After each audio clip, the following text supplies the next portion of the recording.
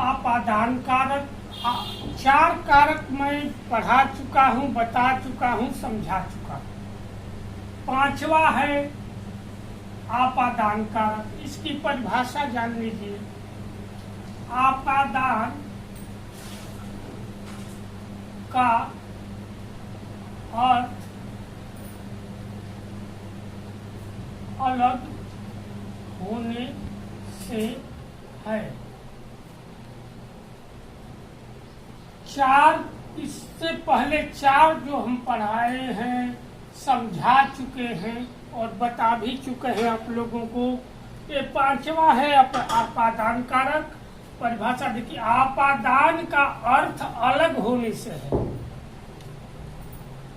अतः संज्ञा या सर्वनाम के जिस रूप में अलग होने, सीखने, डरने,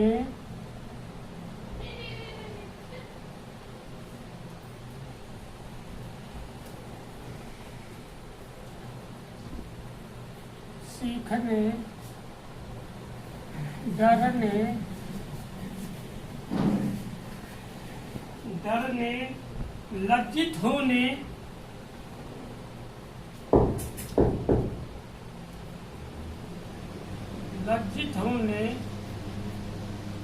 या तुलना, सर्वनाम के जिस रूप में अलग होने, सीखने, डरने, लज्जित होने या तुलना करने का भाव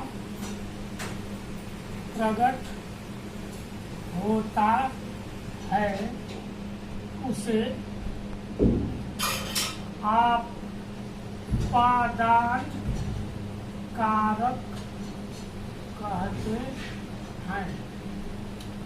अब देखिए, अलग होने, सीखने, डरने, लज्जित होने, तुलना करने। तुलना करने का भाव प्रकट होता है, उसे आपादान कारक कहते हैं।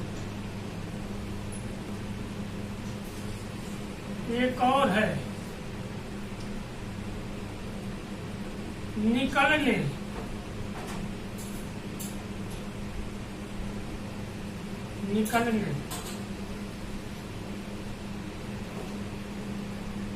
आपादान का अर्थ अलग होने से, आपादान का अर्थ ही होता है अलग।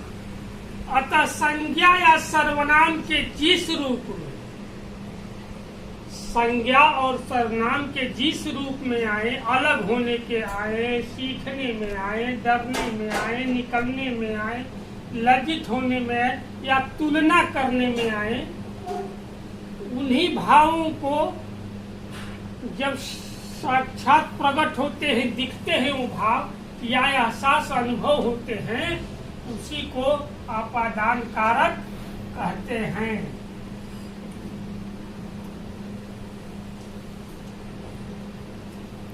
परिभाषा को याद कर लेंगे, लिखने में, समझने में, कहने में, सुनने में, बताने में सुविधा होती है। अब देखिए, अलग होने।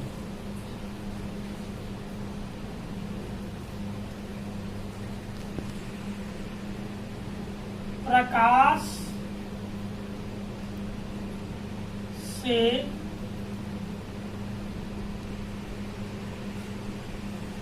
राजीव का विवाद हो गया और दोनों अलग हो गए। अब देखिए, से आ गया। हाँ, एक और चीज देख लीजिए, इसका पहचान चिन्ह है, पहचान चिन्ह या परसर्ग या विभक्ति जो भी मान लीजिए, से है, से ये इसका पहचान चिन्ह से है। जब भी से आएगा, लेकिन से हर से को नहीं, कहीं भी आए इसी में आना चाहिए। अलग होने, सीखने, डरने, लज्जित होने या तुलना करने में अगर से आता है, वही से आपादान कारक का पहचान होता है। जैसे देख लिए, प्रकाश से राजीव का विवाद हो गया और दोनों अलग हो गए। आ गया, कौन सा है? अलग होने वाला, अलग होने, पहचान हो गई। वाक्य में आया कि राजीव और प्रकाश का विवाद हो गया, दोनों अलग हो गए, यानी उससे पहले एक साथ जुड़े थे, विवाद होने के बाद दोनों अलग हो गए। अर्थात अलग नहीं भी लिखेंगे, ये भी नहीं लिखेंगे, विवाद हो गया, तो विवाद का अर्थ ही अलगाव होता है। अलगाव, विवाद का अर्थ ही अलगाव से लिया जाता है। विवाद होता है तब दोनों, जिससे भी विवाद होता है दोनों अलग अलग हो जाते हैं। तो ये देखिए, यहाँ उतना बड़ा लिखने की कोई आवश्यकता नहीं। अब देखिए, छोटा कर दिया। प्रकाश से राजीव का विवाद हो गया, विवाद का अर्थ ही अलगाव होता है, और यहाँ अलग होने से जो दिया है वो है, देखिए। दूसरा है सीखने या डरने, कोई भी दूसरा तीसरा तो होने चाहिए। पहला कोई हो, दूसरा कोई हो, संख्या से और नंबर से। इसमें कोई पुरस्कार नहीं मिल रहा है कि हम पहले पर रह जाए ही दूसरे पर चले गए, ये पुरस्कार वाली बात नहीं। यहाँ है ज्ञान और जानकारी वाली बात। चाहे पहले इसका हो, इसके बाद ये हो, तो एक साथ सभी हो जाएंगे, पहले दूसरे से कोई फर्क नहीं पड़ता है। मैराथन की दौड़ नहीं है कि पहले आ गए तो मेडल जीत लिए, दूसरे पाएंगे तो नहीं जीतेंगे, ये सब नहीं है। अब देखिए, सीखने,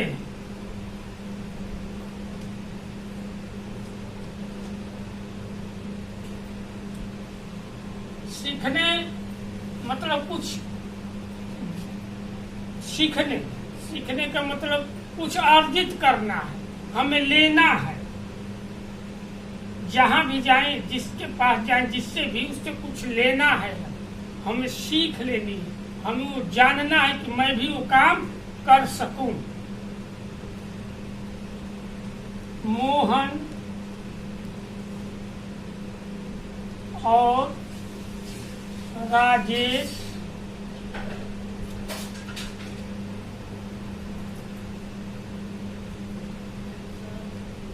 आचार्य के पास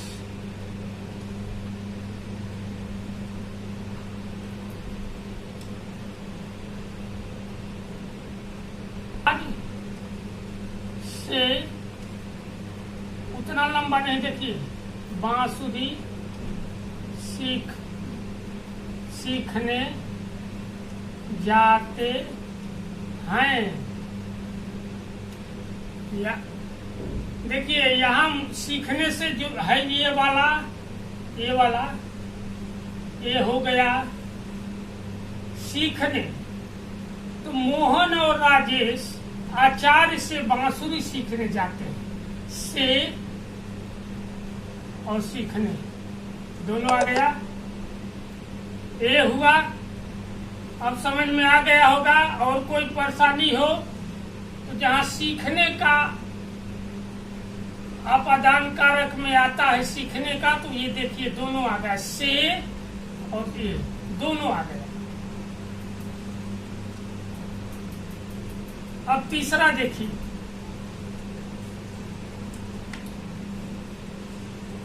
बात डरने और डराने वाली। तो डर सबसे अधिक किसको लगता है, सबसे अधिक डराता कौन है?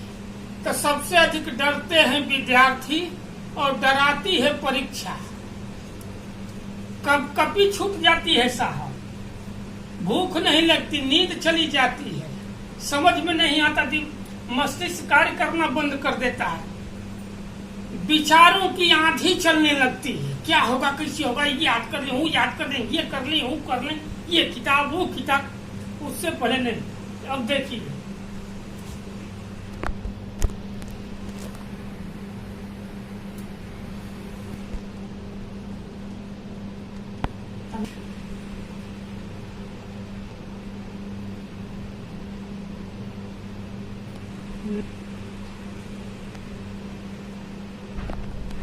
राजेश से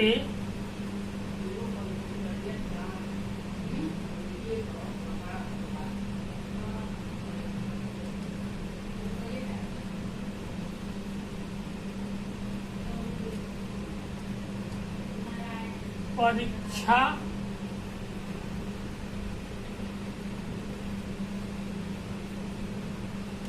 की बात सुनकर डर गया। अब देखिए राकेश जी क्या कर रहे हैं, राजेश से जो ही सुने की परीक्षा है तो ही उनका डर शुरू हो गया। अब वो कांपने लगे, बिना ठंड के, बिना गर्मी का पसीना आने लगा और बिना बरसात के भीग गए। ये होती है डर और ये है परीक्षा। परीक्षा का अर्थ ही होता है पर इच्छा, यानी पर यानी अन्य या दूसरे, इच्छा तो इच्छा ही ये है, यानी दूसरे की इच्छा से जो कार्य किया जाए वही है परीक्षा। अपने इच्छा अनुसार नहीं, किसी और की इच्छा अनुसार आपको कार्य करना पड़ेगा और व्यवस्था है, नहीं तो सब ऊपर जाते हैं, हम नीचे खसकना शुरू हो जाएंगे। कुलियों की तरह एक ही जगह खड़े रहेंगे, यात्री आते हैं जाते हैं निकल जाते हैं, उसी तरह पीछे वाले क्लास वाले निकलते चले जाएंगे, हम एक ही स्थान पे खड़े खड़े बांसुरी बजाई जाएंगे। और अब देखिए, डरने की बात खत्म, लज्जित। महेश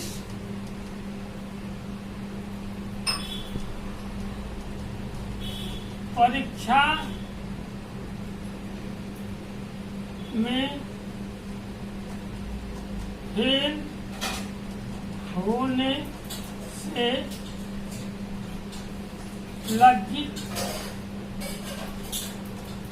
हो गया। यहाँ से यहाँ लज्जित दोनों आया। परीक्षा में फेल होने से लज्जित, नहीं तो लज्जित तो होते ही नहीं, चाहे कोई दो थप्पड़ मार देगा तभी लज्जा नहीं है, लेकिन परीक्षा में फेल हो गए ऐसा अब क्या किया जाए। दुनिया देखे, सबसे बड़ी समस्या है कि साथ वाले सभी जान गए, मित्र महेशवा फेल हो गवारी, महेशवा फेल हो गवा। अब देखिए तुलना,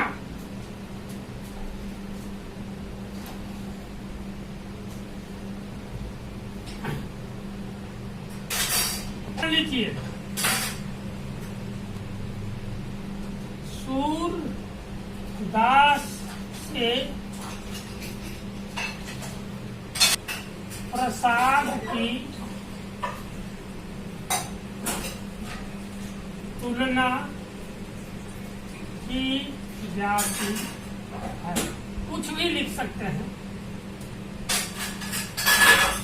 ये आना चाहिए। तुलना आ गया, ये आ गया, या सुंदर, या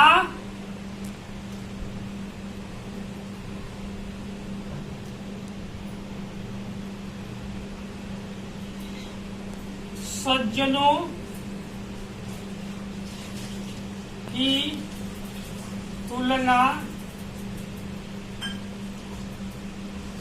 संतों से की जाती है।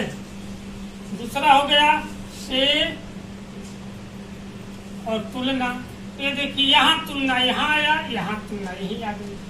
तो ये है आपादान कारक।